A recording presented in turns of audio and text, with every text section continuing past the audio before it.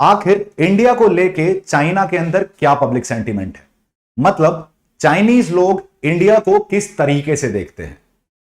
Recently एक report सामने आई है जिसमें यह पाया गया है कि चाइना की पॉपुलेशन के अंदर कहीं ना कहीं इंडिया को लेकर नेगेटिव बिजनेस सेंटीमेंट राइज हुआ है, जिसके कारण वो चाहते हैं कि इंडिया को चाइना के साथ या चाइना को इंडिया के साथ इकोनॉमिकली थोड़ा सा कम एंगेज करना चाहिए, चाइनीज कंपनी को इंडिया में कम इन्वेस्ट करना चाहिए और डेफिनेटली ट्रांसफर ऑफ टेक्नोलॉजी तो सर्टेनली चाइना से इंडिया नहीं होना चाहिए।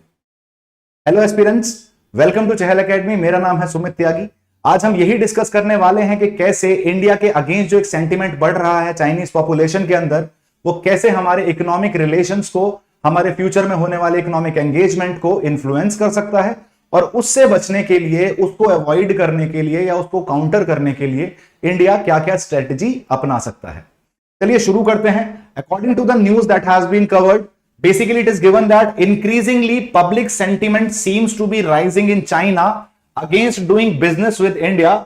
and अब हमें यह देखना है कि क्या एक्चुअली हुआ क्या और ऐसे कौन कौन से सेक्शंस हैं चाइना पब्लिक के अंदर, चाइनीज पॉपुलेशन के अंदर, जो इंडिया के अगेंस्ट एक सेंटीमेंट, जिसकी वजह से इंडिया के अगेंस्ट एक सेंटीमेंट राइज होता हुआ आपको चाइना के अंदर दिखता है। मूविंग ऑन, इससे पहले कि हम चाइना इंडिया इकोनॉमिक रिलेशन समझे, चाइनीज पर्सपेक्टिव समझें, चाइनीज पॉपुलेशन का पर्सपेक्टिव समझें, हम एक बार ट्रेड रिलेशन के ऊपर ध्यान डालते हैं, नजर डालते हैं। अगर डॉक्टर एस जयशंकर की माने तो रिसेंटली उन्होंने जेनेवा में एक प्लेटफॉर्म पर कहा था कि इंडिया और चाइना के बीच का जो रिलेशन है, जो ट्रेड रिलेशन है, वो काफी ज्यादा अनफेयर और अनबैलेंस्ड है।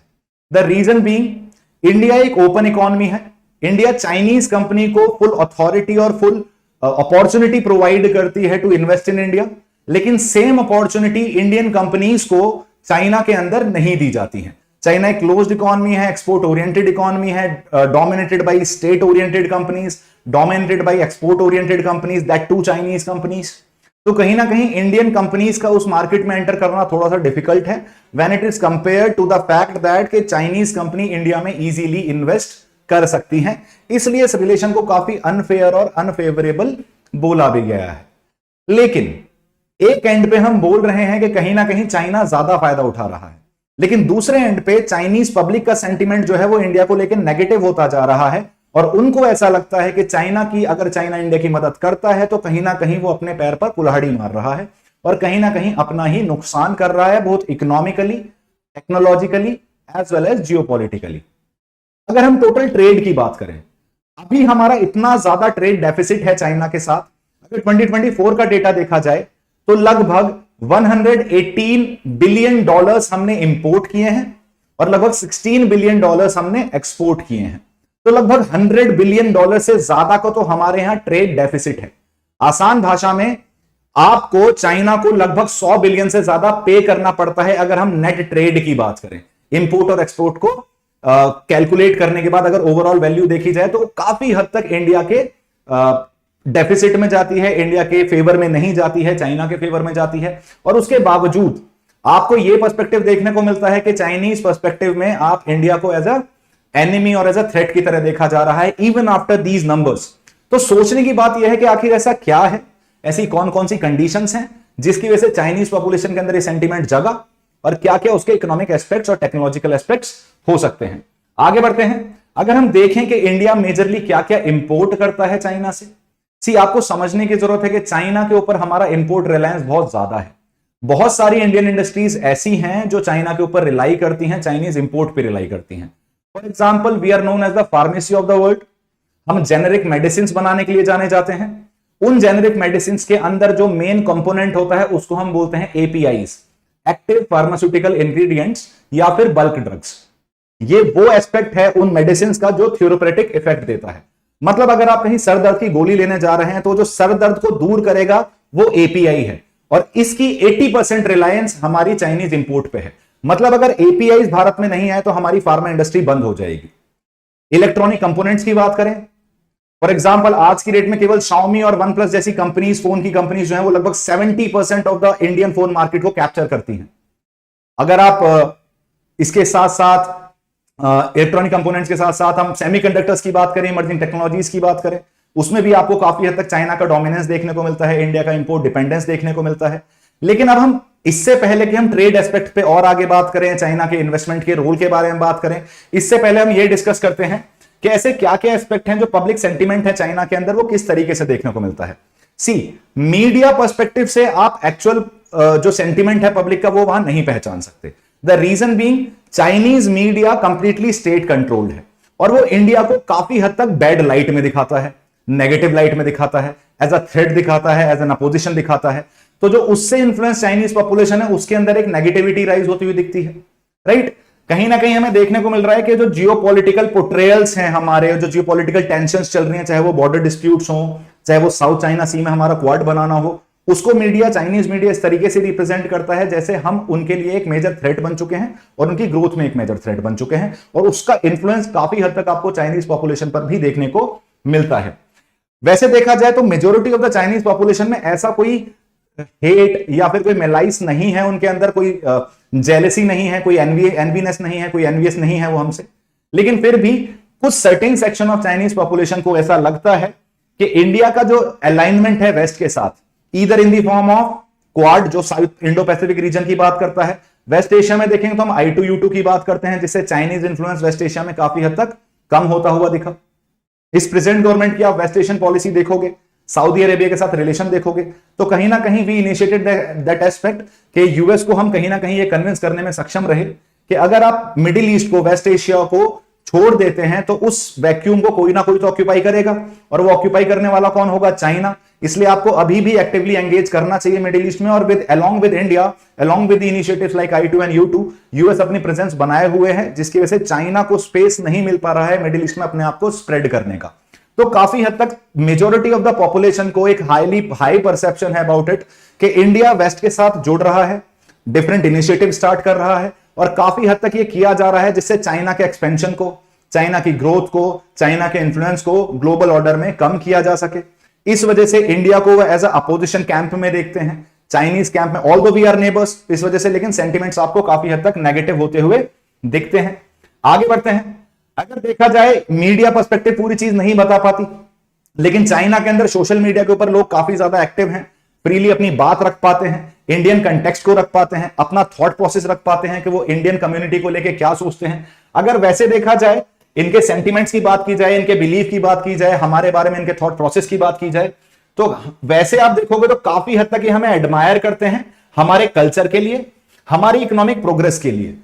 जिस तरीके से हम एक बेसिकली एक फ्री एटीट्यूड में जीते हैं, एक हाईली ग्रिपलिंग पर्सपेक्टिव नहीं है हमारा। फॉर एग्जांपल, चाइना के अंदर लेबर लॉज बहुत ज्यादा अच्छे नहीं है, तो they have to work very hard, लेकिन हमारे यहाँ एक एटीट्यूड जो है वो काफी ज्यादा फन वाला भी दिखता है, तो they are envious of course according to the social media aspects और according to the social media reports. इसके साथ साथ जो बॉलीवुड की पॉपुलैरिटी है चाइना के अंदर, चाहे वो मूवी दंगल की बात हो, चाहे वो 3 इडियट्स की बात हो, चाहे वो बजरंगी भाईजान की बात हो, along with other movies of Aamir Khan as well, वो भी काफी हद तक देखने को मिलता है कि इंडिया का जो पोर्ट्रेयल है चाइना के अंदर वो काफी हैप्पी गो लकी एटीट्यूड वाला है, जो शायद चाइनीज को थोड़ा सा जेलस करता है, क्योंकि उनकी इकोनॉमी में उन्हें कंटिन्यूसली वर्क करना पड़ता है, 12 आवर्स दे वर्क कंटिन्यूसली, और लेबर लॉस का बहुत ज्यादा एस्पेक्ट है नहीं। इसलिए हम चाइना को यह भी बोलते हैं कि चाइना की कंजम्पशन कैपेसिटी नहीं है, क्योंकि वहां वेजेस लेवल बहुत ज्यादा नहीं है। वेजेस लेवल बहुत ज्यादा नहीं है तो कहीं ना कहीं प्रोडक्शन कॉस्ट क्या हो जाती है? कम हो जाती है, जिससे एक्सपोर्ट ओरिएंटेशन में चाइनीज प्रोडक्ट की जो ग्लोबल कॉम्पिटिटिवनेस है वो आपको बढ़ती हुई दिखती है। लेकिन ओवरऑल पर्सपेक्टिव देखा जाए तो एक geopolitical aspect, we are siding with the west. दूसरा पर्सपेक्टिव कि हम इकोनॉमिकली बहुत बेटर कर रहे हैं, काफी हद तक कंपीट कर रहे हैं चाइना के साथ। पर कैपिटा इनकम अभी हमारी कंपेरेबल नहीं है, लेकिन in near future we are going to be economic super power. We are right now the fastest growing major economy, right. Overall अगर मैं बात करके चलूं पिछले साल की, तो अगर पूरी दुनिया ने ग्रो किया है तो उसमें से जो 17% ग्रोथ आई है वो केवल इंडिया से आई है। मतलब अगर पूरी दुनिया की इकोनॉमी में 100 रुपए जुड़े हैं तो उसमें से 70 रुपए का कंट्रीब्यूशन केवल इंडिया का है। आज से कुछ साल पहले सिमिलर कंट्रीब्यूशन आपको चाइना का देखने को मिलता था, लेकिन अब इंडिया उसे रिप्लेस कर चुका है। तो कहीं ना कहीं एक जेलेसी वाला फैक्टर भी पिक्चर में आ जाता है हमारी फास्ट ग्रोथ से। आपको एक एस्पेक्ट चेंज होता हुआ दिखता है, पब्लिक सेंटीमेंट चेंज होते हुए दिखते हैं वहां। अगर कंसर्न्स देखें इकोनॉमिक डीकपलिंग की, अब ये जो इकोनॉमिक इंटरेस्ट बढ़ रहा है हमारा, कहीं ना कहीं उन्हें लगता है कि हमारा फायदा उनका नुकसान है। इस वजह से वो चाहते हैं कि कहीं ना कहीं चाइनीज इकोनॉमी को अपने आप को इंडियन इकोनॉमी से डीकपल करना चाहिए। डीकपल मतलब अलग करना चाहिए, किसी और डाइवर्सिफाई करना चाहिए फैक्टर्स को, अलग अलग जगह इन्वेस्ट करना चाहिए रेदर देन इन इंडिया। अब ये जो थॉट है, ये जो डीकपलिंग वाला थॉट है, इसका क्यों आया है? सबसे पहला एस्पेक्ट ये है, हमारा जो बॉर्डर डिस्प्यूट्स हैं वो एक बहुत मेन रीजन है, चाहे वो अरुणाचल के अंदर तवांग कॉन्फ्लिक्ट हो, चाहे वो लद्दाख के अंदर गलवान कॉन्फ्लिक्ट हो, या फिर वो पेंगमसो कॉन्फ्लिक्ट, डोकलाम कॉन्फ्लिक्ट इन 2017, 2012-13 में आपको देपसांग वैली इशू देखने को मिला था। तो कंटिन्यूसली आपको बॉर्डर डिस्प्यूट चाइना के साथ देखने को मिलते हैं, जो भी काफी हद तक सेंटीमेंट्स को हर्ट करते हैं और इंपैक्ट करते हैं। वैसे प्योरली इकोनॉमिक पर्सपेक्टिव से देखा जाए तो एक जनरल पर्सपेक्टिव है कि चाइनीज कंपनी को इंडिया में हैरेस किया जाता है। फॉर एग्जाम्पल, रिसेंटली आपने मल्टीपल चाइनीज एप्स को बैन कर दिया है। आईटी एक्ट 2000 के अंदर हमारे पास एक सेक्शन है जिसे हम बोलते हैं सेक्शन 69A। तो नेशनल इंटरेस्ट में हम किसी टेक्नोलॉजिकल एस्पेक्ट को डिस्कार्ड कर सकते हैं, और उसी सेक्शन 69A के अंडर इंडिया ने majority of the Chinese apps को बैन कर दिया था from the national security and from the sovereignty perspective and territorial integrity perspective. तो उसकी वजह से भी काफी हद तक आपको नेगेटिव सेंटीमेंट बढ़ता हुआ दिखा। दूसरा, चाइनीज कंपनीज डेफिनेटली अपना जो मैन्युफैक्चरिंग कैपेबिलिटीज हैं, cause of the labour perspective, we have skilled labour as well, India की तरफ शिफ्ट करेंगी। लेकिन किसी भी तरीके से चाइनीज पॉपुलेशन और चाइनीज जनता जो है वो ये नहीं चाहती है कि इस इन्वेस्टमेंट के साथ, इस मैन्युफैक्चरिंग कैपेबिलिटी का शिफ्ट होने के साथ टेक्नोलॉजी ट्रांसफर चाइना इंडिया की तरफ करे। मतलब आप इन्वेस्टमेंट करो, आप मैन्युफैक्चरिंग कैपेबिलिटी बढ़ाओ, लेकिन किसी भी तरीके से न्यू टेक्नोलॉजी ट्रांसफर चाइना से इंडिया की तरफ आता हुआ नहीं दिखना चाहिए।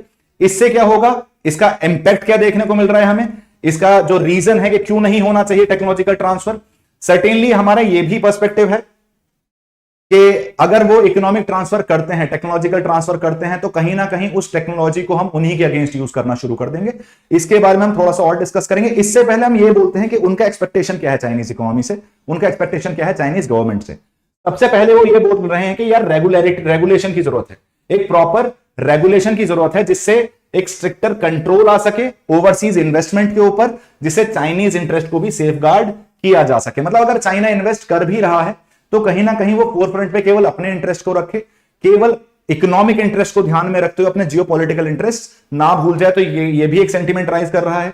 दूसरा, rather than focusing on short term gains, आप शॉर्ट टर्म स्ट्रेटेजी की जगह लॉन्ग टर्म स्ट्रेटेजी की तरफ जाओ। आप दूर की सोचो कि आगे चल के India is going to be a threat, India is going to be a competitor. अभी हम रिसेंटली एशियन सोसाइटी में एस जयशंकर जी का एक स्पीच था, उन्होंने एड्रेस किया वहां पूरी तरीके से ऑडियंस को, और उन्होंने बोला कि जो इंडिया और चाइना का पैरेलल राइज हो रहा है, इसकी वजह से दुनिया कुछ नई तरीके की प्रॉब्लम्स फेस करने वाली है। तो चाइनीज पीपल और आल्सो सजेस्टिंग चाइनीज गवर्नमेंट कि आपको लॉन्ग टर्म स्ट्रेटेजी अपनानी चाहिए rather than focusing on short term gains, और ऐसी चीजों से दूर भागना चाहिए जो किसी भी तरीके से चाइना की ग्लोबल पोजीशन को इंपैक्ट कर सकते हैं या फिर हार्म कर सकते हैं। मूविंग ऑन, थर्ड जो सेंटीमेंट है, उन्होंने बोला है कि थोड़ा सा कॉशियस रहने की जरूरत है हमें इंडिया को लेके, रेगुलेटेड अप्रोच रखने की जरूरत है, और किसी भी तरीके से जो फ्री मार्केट इकोनॉमी का जो ब्लाइंड फेथ है, वैसे आप कम्युनिस्ट हो लेकिन फ्री मार्केट इकोनॉमी पे जो ब्लाइंड फेथ आप कर रहे हो कि इकोनॉमिकली आप ग्रो कर पाओगे by continuously focusing on the export, by continuous investment, उसको थोड़ा सा रेगुलेटेड अप्रोच पे जाओ, थोड़ा कॉशियस अप्रोच अपनाओ, जिसे लॉन्ग टर्म में जियोपॉलिटिकल लॉसेस देखने को ना मिले चाइना को। राइट, इस चीज का आगे इसमें आपको क्लियर हो चुका होगा कि Chinese perspective, Chinese audience, Chinese population क्या डिमांड कर रही है फ्रॉम द चाइनीज गवर्नमेंट। साथ के साथ ये जो हॉस्टिलिटी है टुवर्ड्स इंडिया, कहीं ना कहीं ये जो हॉस्टिलिटी है कि क्यों हमें चाइनीज इन्वेस्टमेंट को रोकना चाहिए इंडिया में जाने से, क्यों हमें टेक्नोलॉजी ट्रांसफर नहीं करना चाहिए, उसका एक मेजर रीजन हमें यह देखने को मिल रहा है, जो मैं आपसे ऑलरेडी डिस्कस कर रहा था, कि अगर टेक्नोलॉजी ट्रांसफर होता है या चाइना इन्वेस्ट करता है इंडिया के अंदर, तो इंडिया को हम वो स्ट्रेंथन कर रहा है, उसकी इंडस्ट्रियल कैपेबिलिटीज को स्ट्रेंथन कर रहा है, और ये उसकी स्ट्रेंथनिंग इंडस्ट्रियल कैपेसिटीज इवेंचुअली से यूएस के और ज्यादा क्लोज ले जाएंगी। क्योंकि जब इंडिया टेक्नोलॉजिकली ग्रो करेगा तो आप एक ऑल्टरनेटिव प्रोवाइड कर रहे हो चाइना के अलावा, जहां मैन्युफैक्चरिंग और प्रोडक्शन सेंटर खोला जा सके। रिसेंटली अभी एक ORF डिस्कशन पैनल के अंदर जयशंकर जी ने एक और बात करी कि हमें प्रोडक्शंस को डेमोक्रेटाइज करने की जरूरत है। कोविड-19 के टाइम पे आपने देखा पूरी तरीके से manufacturing sector was confined in China, जिसकी वजह से जब चाइना के अंदर कोविड आया तो पूरी ग्लोबल सप्लाई चेन आपको इंपैक्ट होती हुई दिखी। इसका मतलब अगर मैं मैन्युफैक्चरिंग सेक्टर को उठा के डिफरेंट रीजन्स में ले जाऊं तो वो केवल सही नहीं है, एक तो वो इक्विटेबल है, दूसरा वो स्मार्ट भी है कि कहीं ना कहीं आप ग्लोबल चैलेंजेस को बेटर तरीके से टैकल कर पाएंगे अगर किसी रीजन में कोई मेजर इशू राइज होता हुआ दिखता है, जैसे आपको कोविड-19 के टाइम पे दिखा था। लेकिन वो यही एस्पेक्ट इनका है कि अगर आप इन्वेस्ट कर रहे हो इंडिया के अंदर, टेक्नोलॉजी ट्रांसफर कर रहे हो इंडिया के अंदर, तो आप कहीं ना कहीं इंडिया को कैपेबल बना रहे हो to align more and to get closer with the US, जो किसी भी तरीके से चाइनीज इंटरेस्ट को फुलफिल होने की बात नहीं करता है ग्लोबल ऑर्डर पर। दूसरी चीज, नेशनल इंटरेस्ट को हमें प्रोटेक्ट करना है। उन्होंने बोला देखो यार, इंडस्ट्रियल कैपेबिलिटीज तो आप कर सकते हो लेकिन टेक्नोलॉजी ट्रांसफर नहीं करोगे। फॉर एग्जांपल उन्होंने बोला किसी भी तरीके से चाइनीज ईवी टेक्नोलॉजी को इंडिया नहीं जाने देना है। इंडिया तक हम अपनी जो इलेक्ट्रॉनिक व्हीकल्स वाली टेक्नोलॉजी है उसको हम रीच नहीं करने देंगे। ऑल्दो आपको पता है कि एक बैटरी प्लांट सेटअप कर रखा है चाइना ने धोलेरा गुजरात के अंदर, तो ऐसा नहीं है इन्वेस्टमेंट नहीं है चाइना के। China is also important for India. Almost $4 billion का इन्वेस्टमेंट आपको चाइना से भारत में देखने को मिल जाता है। तो टेक्नोलॉजी ट्रांसफर नहीं होना चाहिए, चाइना के इंटरेस्ट हर्ट नहीं होने चाहिए। इस लेवल पे अपनी इंडस्ट्रियल कैपेबिलिटीज को एक्सपोर्ट मत करो कि वो आपका रिप्लेसमेंट बन जाए, वो आपकी जगह लोग वहां इन्वेस्ट करना शुरू कर दें। क्योंकि वैसे भी अगर एक जनरल सेंटीमेंट देखा जाएगा ग्लोबली, तो India is much more preferred over China cause of China's aggressive approach and cause of our humane approach. हम एक इक्विटेबल पर्सपेक्टिव में बिलीव करते हैं, जो हमने वैक्सीन डिस्ट्रीब्यूशन के टाइम पे भी दुनिया को शोकेस किया था। हम एक ग्लोबल साउथ की लीडरशिप की तरफ उभर रहे हैं, और अगर इंडस्ट्रियल कैपेबिलिटीज चाइना से इंडिया की तरफ आती हुई दिखती हैं, तो कहीं ना कहीं उसका नुकसान चाइना को लॉन्ग टर्म्स में जियोपॉलिटिकली और इकोनॉमिकली एज वेल देखने को मिल सकता है। मूविंग ऑन, अगर देखा जाए इन सब चीजों को ध्यान में रखते हुए कि हम ये समझ पाएंगे कि हमारा जो इकोनॉमिक रिलेशन है चाइना के साथ वो काफी ज्यादा कॉम्प्लेक्स है, जो ट्रेड इंबैलेंस शो करता है, और कहीं ना कहीं पब्लिक सेंटीमेंट जो चाइना के अंदर है वो भी शिफ्ट करते हुए दिखते हैं।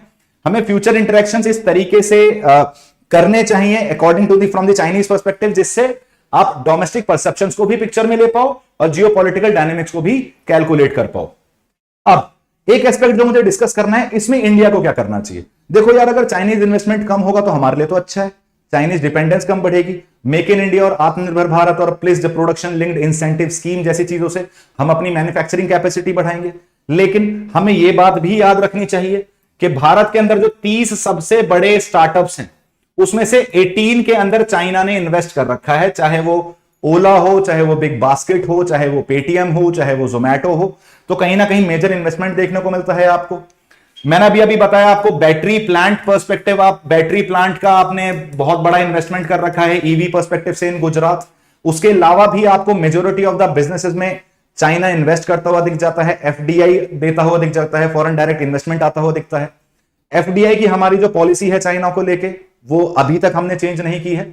बेसिकली जितने भी हमारे इंटरनेशनल बॉर्डर्स हैं, चाहे वो चाइना हो गया, चाहे वो पाकिस्तान हो गया, चाहे वो बांग्लादेश हो गया, जिन भी कंट्रीज से हम इंटरनेशनल बॉर्डर शेयर कर रहे हैं, अगर वो हमारे यहां फॉरेन डायरेक्ट इन्वेस्टमेंट करना चाहते हैं तो वो ऑटोमेटिक रूट से नहीं जाएगा, वो हमेशा गवर्नमेंट अप्रूवल रूट से ही आपको आगे बढ़ता हुआ दिखेगा।